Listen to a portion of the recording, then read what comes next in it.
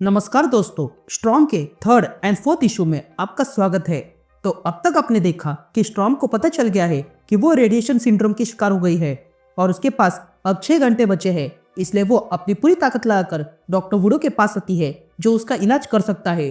तो वही cosmic chords की स्ट्रॉम को लेकर प्लानिंग चल रही है जिसके बारे में स्ट्रॉम को कुछ आइडिया नहीं है।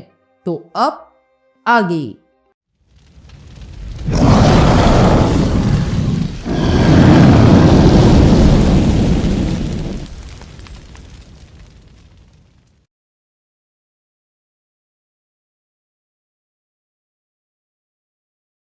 यहाँ हम डॉक्टर वुडो का श्राइन देखते हैं जहाँ पर स्ट्रॉम आ चुकी है। तभी वुडो स्ट्रॉम से कहता है, तुम मरने वाली हो और मैं इसे रोक नहीं सकता हूँ। नेक्रोमैंसर के तौर पर मैं ना सिर्फ मरे हुए को देखता हूँ पर मैं डेथ स्पिरिट को देख सकता हूँ, कुछ ऐसे क्रीचर्स जो उस लाइफ को सेंस कर सकते हैं जो खत्म होने वाली है। इस धंधे में हम रिस्क उठाते हैं ताकि दुनिया सुरक्षित रहे और फिर अचानक से ये डेथ स्पिरिट अपने किसी के आसपास घूमने लगे तो ये ठीक नहीं है। हमारे पास जो ताकत है हम उससे सिर्फ डेथ को ढकलते हैं, पर मैंने तुम्हारे लिए बार्गेन किया है एंशिएंट स्पिरिट से ताकि तुम्हारे अंदर से सारा रेडिएशन बाहर निकल जा सके। इस रेडिएशन को बाहर निकालने के बाद तुम इस दुनिया की सबसे हेल्दीस्ट पर्सन बन जाओगी, पर बदले में तुम्हें अपनी म्यूटेंट एबिलिटी 7 दिनों के लिए त्यागनी होगी।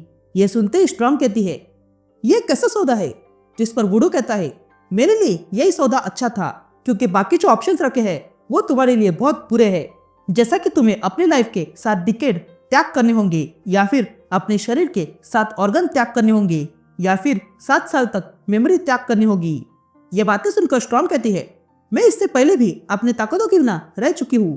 तभी वुडो स्ट्रॉम से कहता है, देखो ये 7 दिन तुम्हारे लिए कुछ भी नहीं है, पर फिर भी मैं तुम्हें स्ट्रांगली रिकमेंड करता हूँ कि तुम स्ट्रेंज एकेडमी ज्वाइन कर लो और मेरे स्टूडेंट्स और हेडमास्टर के प्रोटेक्शन में रहो। ये बातें सुनकर स्ट्रॉम वुडो से कहती है, ये सब करने के लिए थैंक्स। यासीन शो करती है और हम एक्समैन को देखते हैं जो हेवन हाउस के बाहर काम कर रहे थे। तभी लोगन वहां पर निमरॉड के आने का फील करता है, लेकिन तभी लोगन से पूछती है, क्या तुम्हें यकीन है ये वही है? जिस पर लोगन कहता है, हाँ ये वही है और वो इस समय घर के अंदर है। तभी नाइटक्रॉलर जाके देखता है और कहता है, मुझे कुछ दिखाई नहीं दे रहा है और ये जुबली और बच्चे कहाँ पे है? लेकिन तभी रोब को कुछ फील होता है और वो तुरंत घर के अंदर घुसती है और कहती है, अभी कभी इन बच्चों से दूर हो जाओ। ये कहते ही रोक देखती है कि वहां पर स्टॉर्म आ गई थी। ये देखकर रोक स्टॉर्म को हक करती है। उसके बाद हम दूसरा दिन देखते हैं, वो भी बिना पावर्स के। तभी स्टॉर्म लोगन को चैलेंज करती है फाइट के लिए। ये कहते ही दोनों के बीच फाइट हो जाती है। फिर डे 3 आ जाता है और हम दोनों को लड़ाई करते हुए देखते हैं और अब डे 5 आ चुका है और हम इस बार भी इन दोनों को लड़ाई करते हुए देखते हैं। लेकिन फिर ये लड़ाई रोमांस में बदल जाती है और ये दोनों जोरों से अपने कार्यक्रम में लग जाते हैं। अब डे 6 आ चुका था और हम स्टॉर्म को देखते हैं जो देखते हैं कि अचानक से उसके रूम के बाहर एक बड़ा सा रेबन आ गया था जो स्टॉर्म से कहता है, गुड मॉर्निंग ओरोरो। तभी स्टॉर्म बाहर आती है और पंची से कहती है, धीरे से बोलो। जिस पर वो पंची कहता है, तुम्हें गॉड एम्परर डूम ने बुलाया है। वो लैटफेरिया के रूलर है और सॉसर सुप्रीम और इस अर्थ के कॉन्करर। वो तुमसे म्यूटेंट मैटर पर बात करना चाहते हैं। ये रॉयल एम्पैथी है जो काफी कम लोगों को मिलती है। तभी स्टॉर्म उस पंची से पूछती है, ठीक है पर आना कब है? जिस पर वो पंची कहता है, आज रात आना होगा। तभी स्टॉर्म उस पंची से पूछती है, क्या तुम मुझे वहां ले जाओगे?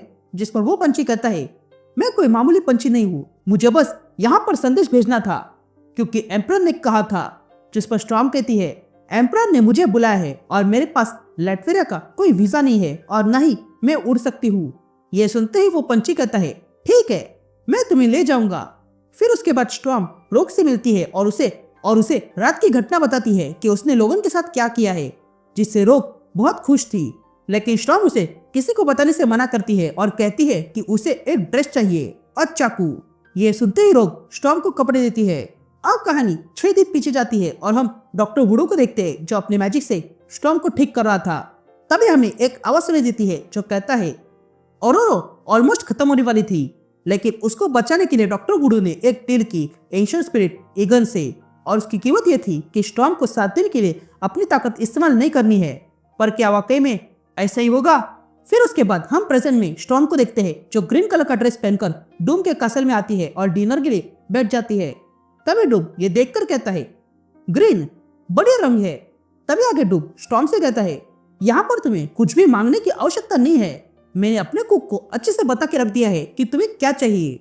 ये कहते ही स्टॉर्म के सामने खाना आ जाता है, जिसे देखकर उसे पुराने दिन याद आते हैं जब वो पिता के साथ खाना खाया करती थी। फिर खाना खाने के बाद एक सेवक आता है और स्टॉर्म की प्लेट ले जाता है। तब स्टॉर्म डूम से पूछती है, तुम्हें मेरे पिता की रेसिपी कैसे पता चली? जिस पर डूम कहता है, मैं डूम हूँ और ये रहा डेजर्ट। अब बात करते हैं। तुम म्यूटेंट के तौर पर आसमान में उड़ सकती हो, तो तुम्हें इकेरस की कहानी पता ही होगी। वही म्यूटेंट पर लागू होती है। तुम होमो सुपीरियर बनने के लिए जन्मी हो, लेकिन अब गिर चुकी हो, पर मैं इसमें मदद कर सकता हूँ।